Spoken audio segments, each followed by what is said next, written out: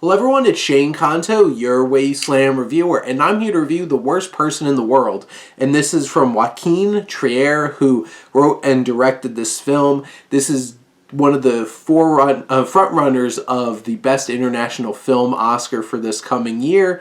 And I was very excited to get a chance to get a screener for this and check this film out. I've heard great things, and this is a really impressive entry for Norway for that award, because this romantic comedy is something that's wholly unexpected in the fact that Trier is able to balance the tone of this film expertly. There is definitely humor, but it's all rooted in the sharp, clever dialogue and really great charisma coming out of its actors and the characters that they portray. Their interactions are so charming and interesting. Their back and forth is where a lot of those laughs come from, and it's really endearing and funny, and their chemistry is off the charts. This doesn't have to rely upon a lot of silly gags and ridiculous and absurd setups that a lot of rom-coms trying to lean into. It works based off of the dialogue and the characters, and that's why it feels so grounded, but also it deals with some very devastating things. There's some heavy stuff in this film between adultery and terminal illness and miscarriages and all these different kinds of things that play out in this film.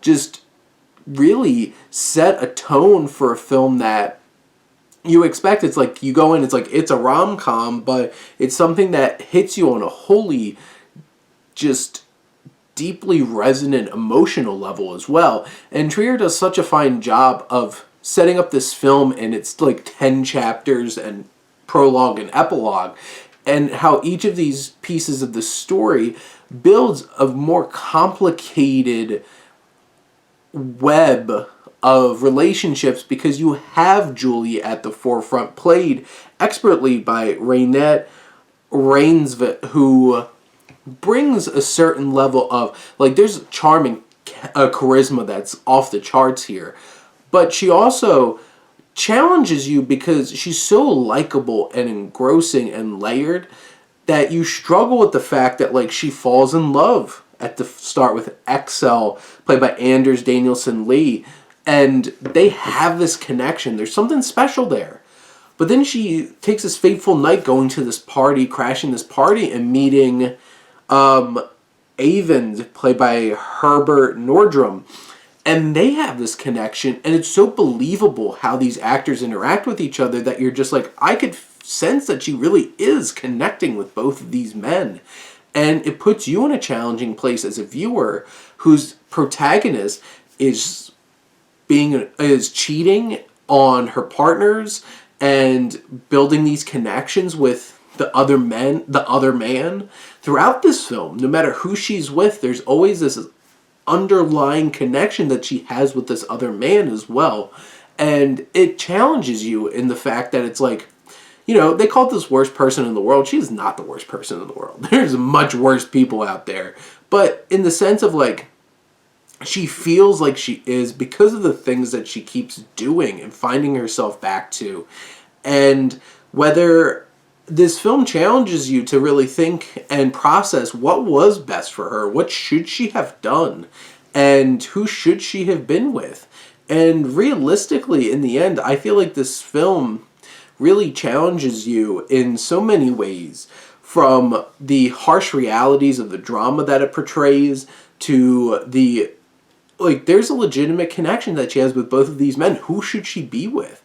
And if a film can engross you in that and make you really feel because a lot of films, it's oh, she doesn't really love that person, she should obviously be with this person. But that's easy and clean cut, and that kind of rom-com's easy to digest. Joachim Trier's not here to give you something that's easy to digest. He's here to challenge you.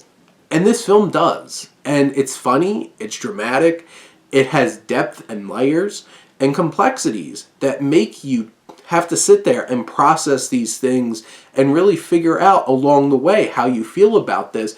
And in the end, I think this is an incredible film that, especially coming out in February, is going to be very subversive in terms of other romances that you're going to find around that are much easier pills to swallow than by the time you get to the end of this film and you're just like, it seems like, okay, she might have found a happy ending, but like, was this the happy ending she really wanted, or should she have? And you're just sitting there thinking like, there could have been so much here and for her, and what's best for her. And in the end, this film really does hit you hard with some great performances, some great direction, great writing, and a story structure that keeps this film propelling forward and keeps you engrossed and engaged and invested in these characters.